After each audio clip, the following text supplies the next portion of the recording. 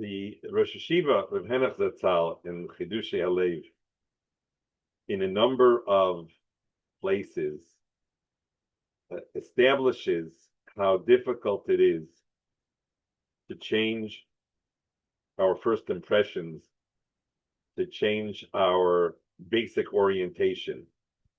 He points to a number of examples. It was extremely difficult, for example, for Klal Yisrael to think of themselves in royal terms, in their yichus, in their being descendants of the Avos, to think of themselves in positive ways, because they thought of themselves as slaves. So Rosh Hashiva points out that it's very hard to change an early assumption, and he leaves it with just the assertion, just be aware it's really hard to change an early assumption. Another example is where Moshe Rabbeinu came down from Har Sinai and he saw Aaron HaKohen somehow involved with the Egel, and even though it was Moshe Rabbeinu, and even though it's Aaron HaKohen with all of his tzidkus, and even though there's a mitzvah to dan lekavschus, and there's tremendous love between these two brothers, with all of that, Hashem had to intervene and give Moshe the confidence to know that Aaron HaKohen was absolutely innocent of wrongdoing, of that his kavanos were entirely l'shem shamayim. And he goes on, he brings several such examples of where people didn't have a 100% clarity, and that was because of their first impressions. I think that a famous Rosh Hashiva pointed out that after 70 years of learning Bahasmoda really full time, he still got excited when he heard that the Dodgers were successful in their season. That this early impression, this early exposure to baseball remained with him throughout his life. And the Rosh Hashiva, every time he brings it up, he brings it up by way of saying, this is really hard. And the impression that you get from the way the Rosh Hashiva describes it is, it's really hard, so try really hard.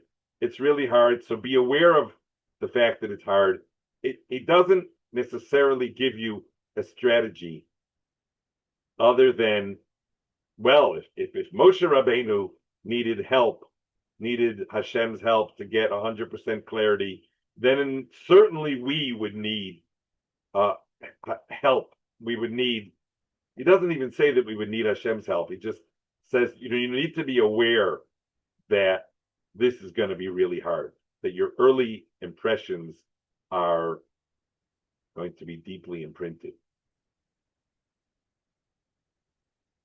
There's a certain engineer was on a fast track to tremendous success in his field in America. He became frum, and he decided to dedicate himself to learning, and he came to Eretz Yisrael, and he was learning full time with great hasmoda, etc., and at great personal sacrifice. And somebody wanted, in this way that you sometimes do, to kibitz with a child, to get them to affirm something that that they very much affirm. And somebody kibitzed with his son and said, tell me, what's the most important thing in the world? And the boy said, money. And that was not the answer that the person who was kibitzing with him expected. And he said, why money? Why not? He said, because whenever I ask for anything, the answer is we don't have money for that. So what happened was that this young man made a tremendous act of sacrifice to come and to learn, etc. But he was brought up with the centrality of money. And he didn't change that orientation. He didn't respond to his child, we don't need that. We have something so much more precious. We have something that's so special. We have our relationship with Torah. He didn't change the orientation because it was imprinted from his early childhood. And you don't get rid of your early childhood. You don't get rid of the associations of the imprint that you have from your early childhood. You don't get rid of those. They are with you. So the Rishima says that it's hard. I would like to suggest that it's impossible. Can't be done. In fact, I believe that this impossibility lies at the core of Yetzias Mitzrayim. Let me explain. Hashem said to Moshe, when he first introduced this mission of taking Klal Yisrael out of Mitzrayim, he said, I want you to know in advance, before this whole process begins, I want you to know that three things are going to happen. One is that Paro is going to say no. Paro is going to say no. I want you to know that the Mitzrim are going to love you after you decimate all of Egypt. And I want you to know that when the people come to Har Sinai, they're all going to be believers. They're all going to have emunah. Now, who can make a statement like that before the events happen? What about Bechira? What about this? What about... The answer is that the deepest message of Yetzias Mitzrayim is not only that Hashem controls all of everything of the physical world. That's of course true. And if anybody thinks that Zeus makes it rain, then they've got a lot of homework to do. Yes. So if you think that there's any other address for Parnassa or for if you think there's another address, you've got lots of work to do, and you need to review Yetzias Mitzrayim. But that's not the message. At the core, it is your own beliefs.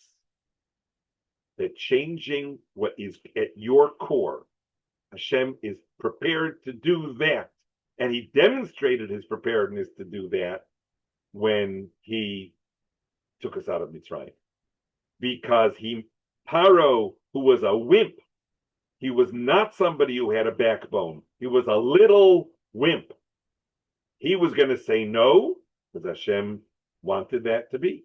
He wanted to bring the miracles that he wanted to demonstrate in Mitzrayim. And the Mitzrim, who started their relationship with Klal Yisrael with Vayakutsu mipnei bnei Yisrael, they started out the biggest anti-Semites, and subsequently the Klal Yisrael destroyed everything. I mean, not just destroying the economy, just destroyed everything about Mitzrayim. V'nosati eschein ha'am hazeh be'enei Mitzrayim. They're going to love you. They're going to love you. Well, how could that be? And the answer is because I'm in charge there.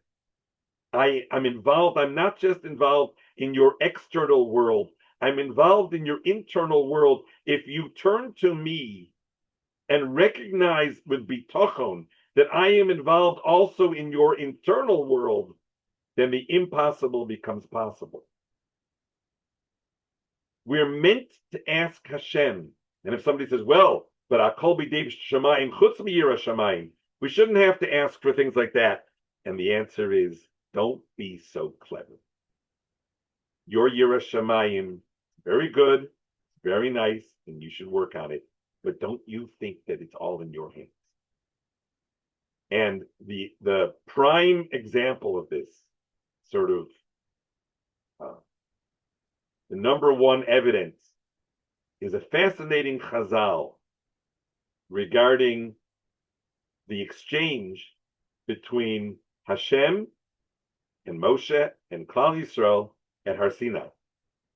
After Hashem revealed himself at Har Sinai, so Chazal say that Parcha Nishmasam, Klal Yisrael couldn't remain alive with the amount of Gilui, the amount of revelation that Hashem showed them at Har Sinai, and they died, and Hashem revived them, and they died, and Hashem revived them. And I guess it's not so gishmak to keep on dying and being revived. I guess that wasn't so fun. So Klal Yisrael went to Moshe and said, you speak to Hashem, and whatever you communicate from Hashem, we will accept directly and completely. And Moshe was not happy. You would want to hear from me if you could hear directly from Hashem? Really? Why would you do that? And Hashem steps in and he says to Moshe, Hetivu, what they did is they're in a good place. They're in a very good place. In fact, mi yitain v'haya levavam zeh lahem liyirosi kol hayom. Who would give a chalavai? Who would give that they would have this level of Yirah Shamayim forever? The Gemara in Avodah Zarah quotes this exchange. End of Daf Hey Amud Aleph. The Gemara in Avodah Zarah quotes this exchange and says that Moshe turned back to the people and he said, after you heard Hashem say mi yitain v'haya levavam zeh lahem, why didn't you jump in and say atotein? Why didn't you jump in and respond to Hashem's mi yitain with a beseeching Hashem? Atotein. You know why you didn't do it? Because you're kfuye tova, b'nei kfuye tova. You're ingrates, the children of an ingrate. There was an old ingrate who, when he was accused of violating Hashem's order, he said, Ha'isha asher nosata imodi. He blamed it on his wife, who he was so happy with. He blamed it on her because he was an ingrate. And you're ingrates also. Tosfos explains, what's the lack of gratitude? Because you don't want to have to be grateful to him for your Yirah Shamayim. You want to do it yourself. You want to earn it yourself. And that's why you didn't jump in and say, Atotein. Mi yitain v'haya levabam zeh lahem. Atotein. Please, you give it to us. And you didn't jump in to do that because you wanted to have credit for your own Yirah Shamayim. There's a very profound message in the story of how a person evolves into a Yirah Shamayim. What he can do is required to do. And the introspection and the musar and the learning and the engagement with Torah, he must do all of that. That is a person's requirement. But if he thinks that he's going to change some of the foundational aspects, some of the core aspects of who he is, and he thinks that he's going to change those on his own, there's many proofs to the fact that he's not. What is your first impression will remain your impression. And if money was important when you were a kid, it's going to be important. And you're going to have to recognize that not just the difficulty of it, the impossibility of it. And Hashem took us out of Mitzrayim and said, I can take care of this for you. Ask for the changes of attitude, of orientation, of perspective. Ask. You can't do that. The imprints are too strong. Ask. And if you want to see, just take a look at what's going on around you. Paro is this wimp. He's standing tough. He's saying no. Mitzrayim, decimated by the Jews, who started out anti-Semites. What can we do for you? Anything at all. This is after they destroyed the entire entity of Mitzrayim. What can we do for them? We can't do enough for the Jews. Moshe is man of the year, and we just love Jews. And Hashem